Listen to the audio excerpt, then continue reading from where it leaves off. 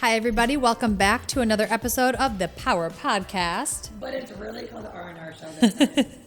That's right. You have your favorite duo, Relly and Ra, a.k.a. Nicole and Sarah. What up, fam? Hey, and today we are doing a two-part episode. So this is part one, and we're going to talk about hitting a plateau, what that means, what it looks like.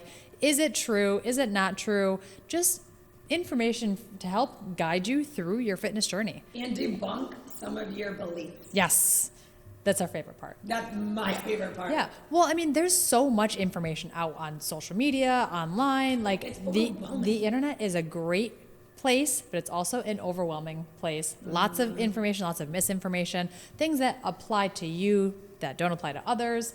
We can go on and on. So, the very first question that we're going to answer is, what does it mean to hit a plateau? Ra, please tell me. Please enlighten me. If you think about like a plateau, right? A lot of people think about it first in like their fitness. Like, Yeah. oh, I hit this plateau, right? My body's not changing. I don't have this result. Nothing's happening. I feel stagnant, right? Just give you some examples to get you in the mindset. So a true plateau, a plateau occurs when you stall out on progress despite continuing to do all of the right things. I love how you slowed that all I down. had to. Yeah, I had to too. Doing all of the right things, people. What does So, that include? Eating right? The idea of getting proper nutrients and nutrition. And enough. And don't even get me started. That's a This soapbox might be for a another long day. episode. I don't know. Right? Definitely enough. Yeah. Exercising properly. So again, another soapbox, I will behave myself, but the idea of getting the enough load, the idea of resting, and all the amazing things I'm going to get into deeper on. I'm getting into myself. I'm sorry. Yeah. I'm getting so excited. Yeah, well, you just said that. I mean, the next one. Right, and then is, the next one is important, getting adequate rest, and then so on. That again, we're going to talk even deeper about. yeah. And think about, like, our bodies go from, for a lot of people, losing weight consistently to getting stuck at a certain number. So first, understanding why is that number important for you to fix on, or like fixate on, or, why is it important? Or on the opposite end, we go from building muscle and getting stronger to having a week or two where we can't seem to increase weight, lift anything heavier, do what we quote unquote used to be able to do, anything like that. So it goes both directions, and everybody in their own fitness journey has different goals. So it's understanding that it doesn't have to just be in terms of like weight loss. Huge. Yeah. And, the follow-up question, which is equally as important, is how does somebody know if they've hit a plateau? So Ra, I've been here for 5 years. I'm consistently working on my movements. I feel like I'm, making a lot of progress, but like I plateaued. I'm going to smile at you. And in my head, I just giggled. Now, so first thing I'm going to ask them is, I really want to know, like, are you really in a plateau? And then try to talk about some of the things I mentioned earlier. So, right, so the majority of cases, plateaus are really just an issue with concentrations and the idea of like tracking and truly being disciplined. Like what's important there, I think, truly is like the discipline of things. They talk, oh yeah, I'm eating the right things, I'm doing the right things, I'm getting enough sleep, right? You may be hitting 8 hours, but is it truly restful sleep? Yeah. Right? That's or important too, are you yeah. waking up in the middle of the night to go to the bathroom? Are you waking up because you're having vivid thoughts or dreams? Yeah, Right? does your dog have to take a piss? Does your kid does your dog wake sick? you up? Like, Yeah. yeah, it's all things that actually disrupt your sleep. Yeah. Yeah. Yeah. Right? So then you might realize, okay, maybe I'm not truly in a plateau, right? But maybe you're one who's like, no, I'm hitting all these things. This is great. But before we get into that, a lot of people at this point, we're frustrated, we're throwing our hands up, we're doing the blame game, right? I've done it myself. I blame the program that I'm doing. I blame the person I'm working with. I blame everything but myself. I'm doing all the right things. Yeah. I truly am speaking for my own Yeah, personal thing. same. I get upset, I get discouraged, I drop this program, I start this program, I just ultimately just give up on myself and whatever it is I was thinking that I was doing. Well, right.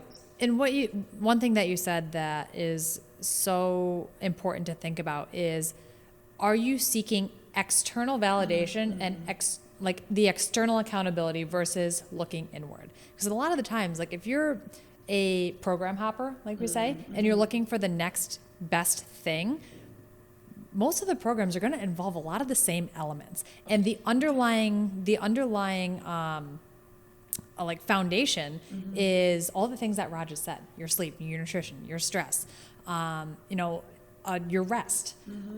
All of those things are still going to be there and are going to be important to focus on no matter what program you're doing. So if you're thinking like, oh, I need a change in a different program is going to fix and help me overcome that plateau, that may be true. It's usually it's usually a smaller percentage of cases than we think.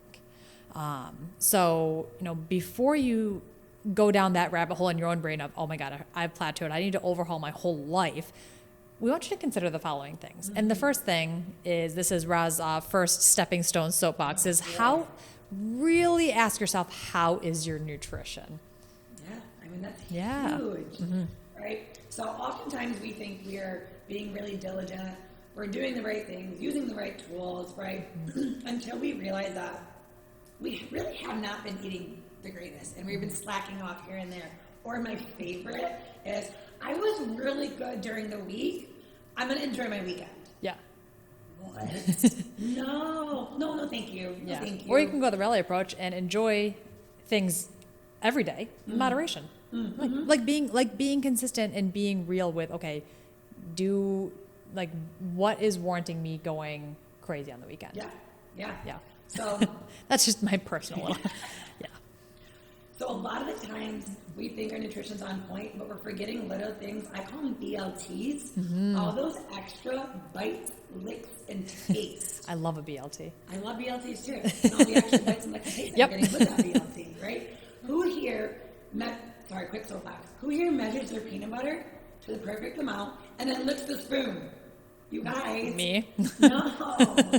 That's just a funny example. I do it. Well, the guy called me out the one time. He's like, I don't really care. But again, I can't go blame myself being a plateau when I'm not even realizing I'm doing something that little that can really throw off my nutrition goal. Well, right. It can add, and it maybe not that single instance, but like if that's a consistent, right. And that if it's a consistent thing that you're doing, hey, I measure, maybe you are someone who likes to measure and track. I know some people, it is either triggering or it's like it doesn't work for them. But we're using this just for an example. Like if you're measuring your salad dressing, because salad dressing is one of those things that it can add a lot quickly if we're not careful with it. You're like, oh, I mix, you mix it in your salad, and then you're like, I want a little bit more. Yeah, exactly. How much is that little bit more? Like for me, it's a lot more than I think. Like Ellie said, not just that micro level, that macro level. Yeah. Over a week, over a month, over a year. Yeah. How many extra, we're going to use calories, how many extra calories are you truly consuming over that year? Yeah. So, excuse me.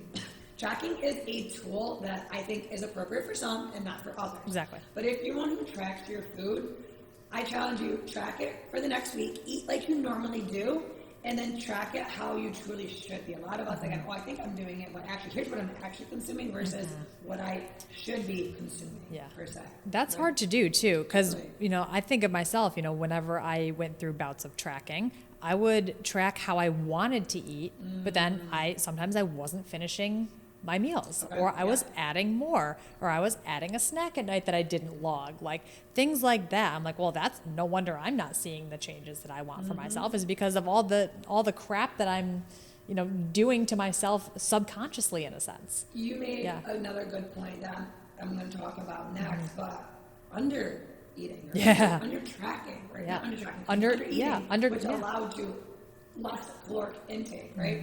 So even that, the idea of hitting a plateau, you're throwing your metabolism up and down, yes, when you lose weight, but also when you have increases and decreases of your caloric intake. If you go from a high day to a low day, back to a high day to a low day, right? Sure, there's tools out there like carb cycling, great tool. However, it is planned out with a professional on how to adequately do it to be able to maximize your results, right? So remember, as you lose weight, your metabolism slows down. A lot of times it's because as we're losing weight, maybe we're also losing some muscle, because as we know, muscle will burn more calories than fat, than just your regular BMR, right? The more muscle you have, the better your body is going to be. Well, as you lose, whether it's fat, muscle, whatever, there's less of you. So that's there's not, you don't have to fuel as much in your body. Yeah. So number one was, how is your nutrition really? Yeah, so that really? was a lot. My apologies. Yeah. If No. you guys have any questions, please make sure you reach out. Even like, hey, I had a question about this specific nutrition thing in regards to Plateau. Like, Yeah. there's so much more we didn't talk about, but this is just an idea of what you can right now in this moment of time look at in your nutrition. Yeah.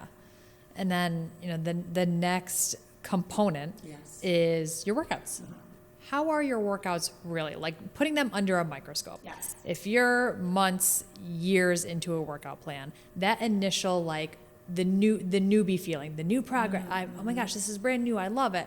I'm seeing progress. I'm accomplishing all these wins.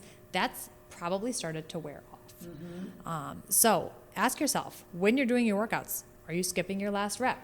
Are you going lower in weight because you're able to do it the whole time? Are you challenging yourself? Are you cutting out exercises or changing exercises because you quote unquote don't like the exercise? Are you getting bored and maybe, you're doing a workout on your own, maybe not necessarily here at Power, and you're going home early? All things to ask yourself. And those are the questions that we don't want to ask ourselves because we're like, oh no, I got this. Again, I know it, Dr. Rhiannon has said this in another podcast, your brain likes efficiency and predictability. So adding new things or doing new things, your brain's going to be like, no, we like this better, so we're just going to do this. Yeah. So how can you kind of, same with the nutrition, how can you put what you're doing under a microscope and really challenge what you're doing? And when it comes to the idea of workouts in Plateau, if you guys, here's the thing that's twofold. When you have too much variety, you're not plateauing, but you are not maximizing your muscle growth, progressive overload. You are not doing the things to really target your body becoming more efficient with the movement. You're adding too much variety, your body's not going to start adapting to the load that it needs to. Well, this is why our programming here at Power is not as widely varied as it used to be, because you're able to track those lifts and the progress within those exercises. Carry on.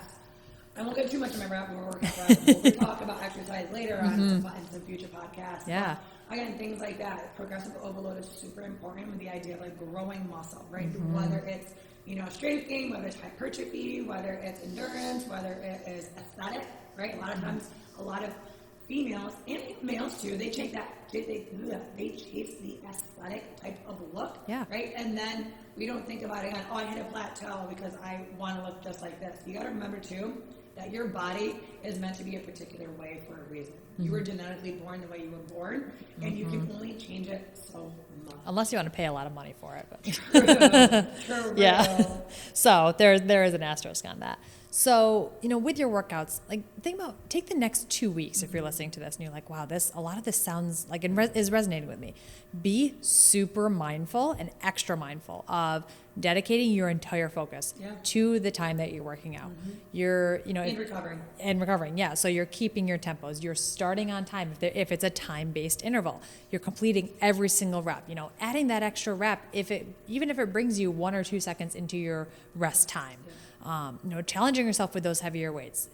We just had a week of rep-based workouts, and my challenge to everybody was your goblet squat. One exercise that we do very consistently.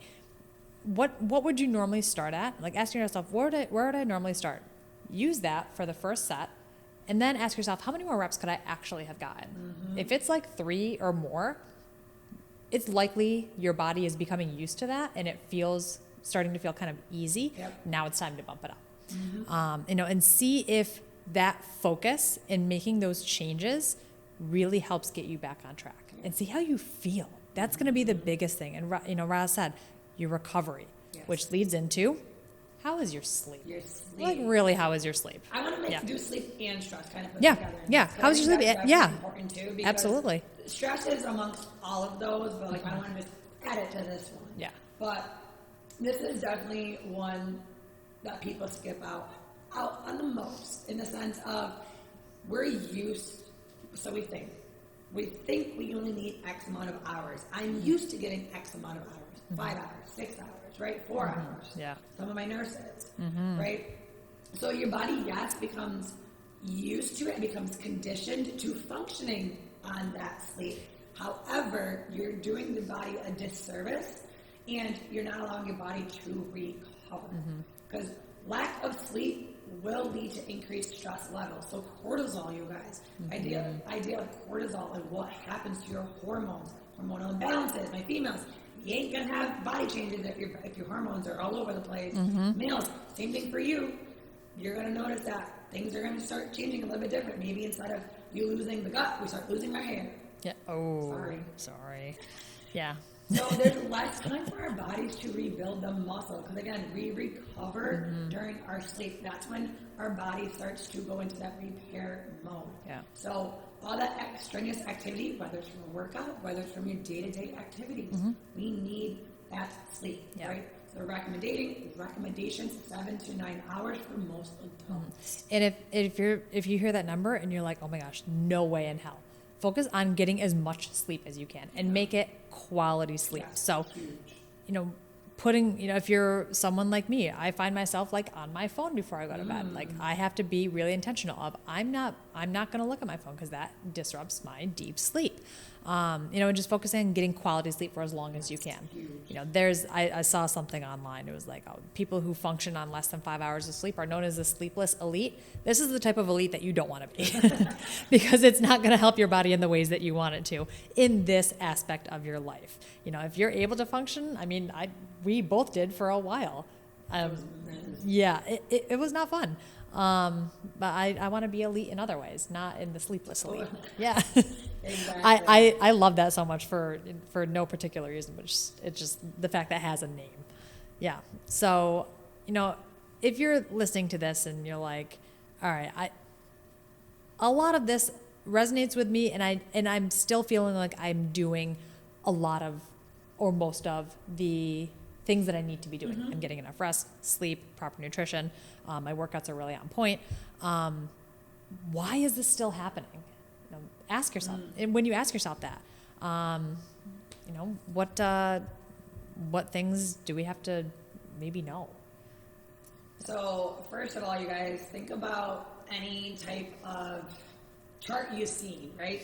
Most charts, they're not a nice, crisp, clean line, right? Oh, like the line graphs. Yeah, the line graphs. Thank you. I know. They're not up or down. Yeah, right. It's not this perfect straight line going upwards or downwards, right? Maybe it's down in the weight, up in the strength, up in muscle, right? It's not linear. Yeah. And unfortunately, I hate to say it, but even if it is somewhat linear for you, more times than not, it's not going to stay linear. Well, and a line is not an infinite. It doesn't continue on forever. Yeah. Yeah. So if it does, let me know your magic secret. Yeah. Right. Yeah. And think about we've been talking about one of the elements of weight loss. If you have more weight to lose, it's going to be easier for you to lose more weight regularly. Yes. I know this is huge. And initially, yes. Yeah, for sure. Yeah. And that, it's going to be, so like, say you're currently 300 pounds and you're like, oh my gosh, I'm losing 3 pounds a week. And that's been consistent for a while. That's fantastic. If you're looking, I'm losing 3 pounds a week and I'm 150 pounds. Yeah. It's going to feel and take a lot more time because there's less of you to lose when you weigh less. Yeah. So it's science. Yeah. So kind of like Rose was talking about, like the margin of error gets smaller, right? When you're at a higher body fat percentage, or if you're just getting started training, we talked about in previous episodes like newbie gains, right? Right? You might realize again, your progress is made more quickly, or you're able to see it at greater scales, at larger scales. Yes. Yeah. Right? So that's great. You're going to love that. But you're going to notice eventually it's going to continue to taper off, right? It's not going to be that big anymore when you start to make that progress. Yeah, whether it's you have more to lose or more to gain. Yeah. On both, it goes both. Sides. Yes, Totally. absolutely. And, as you start to make consistent, decent progress, you can't keep making big progress gains without making more and more dedicated effort. Yes. So huge. That's really important. Yeah, it's like it gets hard. There's some famous quote that I literally escapes my brain right now, but basically you have to work harder the more or the longer you do it. I don't know. If you know exactly what I'm talking about, let me know what that quote is, because I'm like, I know what it is in the back of my head. That's what words in my head. Yeah. So, and then there's another component, which I know you love saying this word, so I'm going to say it for you. Adaptive thermogenesis. I love to say that. Yeah, no, you don't. Oh. You don't. I was like, wait, what? I mean, I know there's other words that I used to stumble over. No, there is something along those lines that I do like to say to people, but not another day if I can remember. I'm having a really This is what happens. I Yep. know. You guys should see us on a daily basis. Like, yeah, we have to try to be professional, Yep. keep it on track, oh boy. Oh, yeah. So, with this, our bodies want to maintain the extra body fat that we have. So, if we are actually working in unison to preserve it, and then we want to also lose that at the same time, your body is going to constantly be in a challenge of, okay, hey, you're asking me to lose it, but I also want to keep this. So you might notice that maybe that's stalling, right? Yes. The idea of a plateau is happening in your journey. Yeah. This might be the problem, but again, this is why we encourage you to also work with a professional, because if you think that, oh, hey, I haven't lost any weight, we have this amazing thing called the in-body that actually can track your body fat and your skeletal muscle mass and all that amazing things. Yeah. So your body is adapting to the idea of it, the fat being lost. Yes. And, that consistent pace of progress is going to slow down, like we said before, which can definitely feel like a plateau because you're not experiencing the losses or gains that you were for a long time. Now, if your progress has absolutely 100% stalled out completely, or you're feeling that you're regressing, and big capital block bold letters, and you are doing all, again, big bold capital letters, all of the right things, then congratulations, you may have plateaued. You won. Yeah, you won the game. You won the plateau game. And then it's, asking ourselves, is a plateau normal? And the answer is yes. Absolutely. It can be. Yeah. I mean, for a lot of people at some point in their life, they will experience something like this. Yeah, but it doesn't have to necessarily be, again, even just in fitness. Correct. Right? A plateau of just my weight loss journey. Right? Yeah. You can hit plateaus in our life and any quest in our health and happiness. Yeah. And, in order to be successful at whatever task at hand you're talking about with this plateau, we definitely need to grind through the low points and the flat points until we can climb out and continue progress. It's that dip that we see, or that, if you're looking at the line graph, it goes up and down. It's the downward points. Or if you're looking at a curve, whatever bar graph, I don't know. It's those little ruts that always come back up. It's like, It's an opportunity for it to come back absolutely. up. So try really hard. If you're one who truly is, again, you can check all the boxes. Yes. And then you won that gold star. If you are in a plateau, try really hard not to let that derail you, because you can come out of a plateau. Yes. Yeah, and if you want to really, see the light at the end of the tunnel, anticipating that a lull or a dip is going to happen, and plan for it so that it doesn't completely derail you or have you feeling like you failed. Because it can be extremely discouraging, for sure. Of course. And it's like, go ahead. Yeah, no, it definitely is. Yeah. And, so when that happens, how can we stay dedicated, focused, and motivated through that time? Yeah.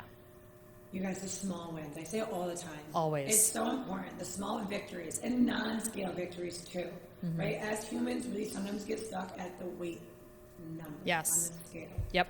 Right, but it's important for us to focus on those small things. Yes, and find one thing that you've noticed an improvement on, and celebrate the shit out of that. Totally. Yeah, because even small wins are, with you. yes, everybody will. And that is the number one thing, is to not let the ruts just get into your head too much. So definitely we are going to be expanding farther on this with a part 2. So stay tuned for that. And until next time, power to the people.